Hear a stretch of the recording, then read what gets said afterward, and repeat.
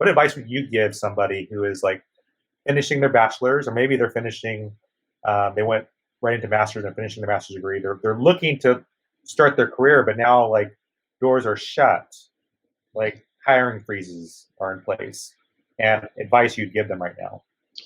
Well, it's challenging, and no student wants to hear, no one's really hiring. But what you can do is, if you want to go into data science and or data analytics, it's slightly different. Data analyst jobs are slightly different from data scientist jobs, but under the same umbrella. You can start learning.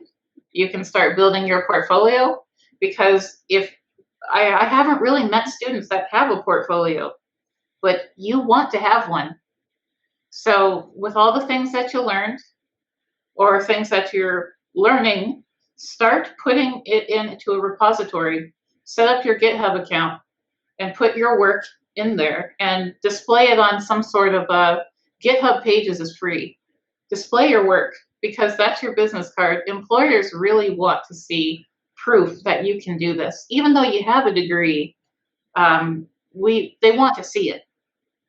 Having a degree, honestly, I don't want to say it's not enough, but it doesn't necessarily mean that you can solve data issues for them. It doesn't necessarily mean you have experience, but a portfolio shows that you have the experience and that you have worked on these things.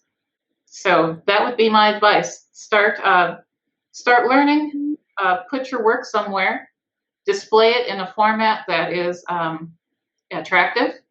And when you do start interviewing, you have proof that you've worked on projects, and you can walk the interviewer through those projects. And it is so interesting for them, because they can actually see what you've worked on. They can ask you questions. You could talk about your visualizations. I highly recommend every student have a portfolio. That's really, really good advice. And that's one of those projects, like once you have your portfolio, that you can just keep updating all throughout your career, keep track of all the things you've done. Add to it, change things out. It's for me, when I put together a portfolio, it was a absolute game changer.